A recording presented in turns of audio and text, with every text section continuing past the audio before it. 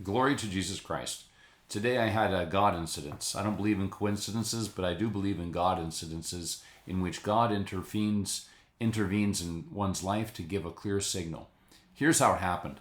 I was doing my morning devotional, and it's actually a Protestant book which compiles Bible verses and makes it into an even flow. So you read a paragraph, and the paragraph is actually different verses from Genesis to Revelation, seamlessly sewn together to make a narrative on a different theme every day.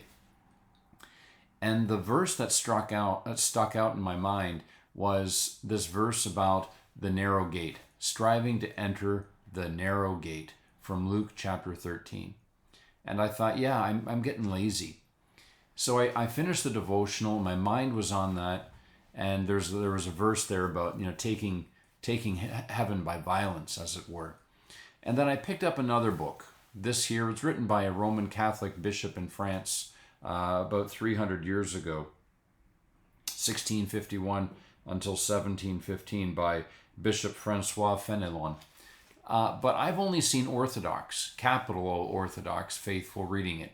The few times I've seen someone else with it, turns out they are Orthodox for whatever reason. So, not that that matters in any way, but the interesting thing is that this is something that's across the whole spectrum.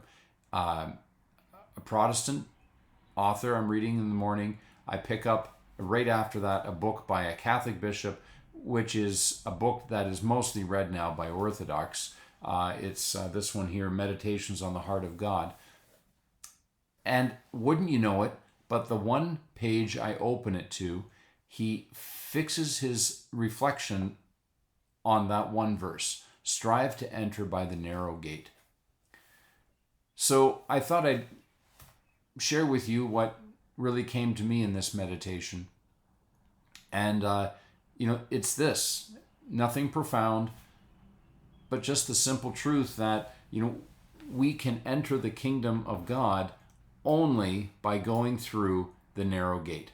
And we have this hard struggle that we have to accept. We have to assault kind of the gates of heaven as if we were laying siege to it. Think of a medieval battle between different city-states.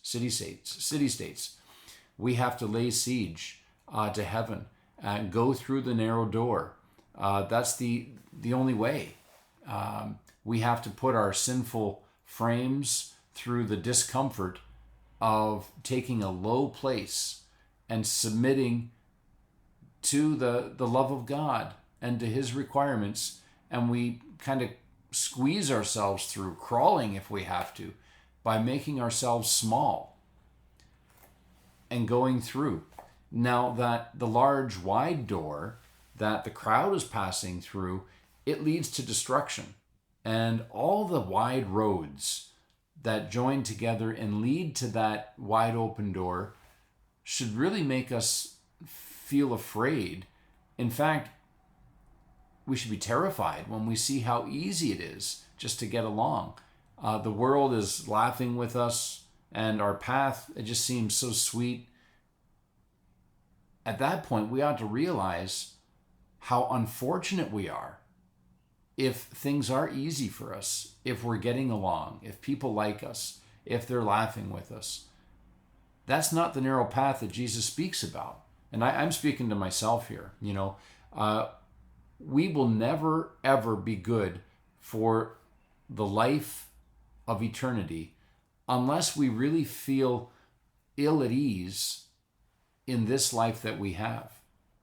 So I guess what the Lord's saying to me today is, Jason, be careful unless you follow the crowd, and be careful unless you become comfortable with people saying nice things about you.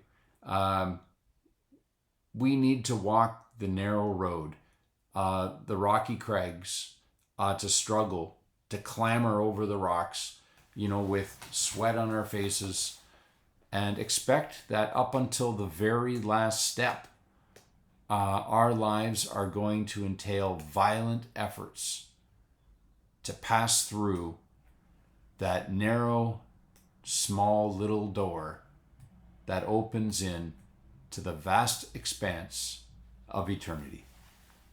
God love you.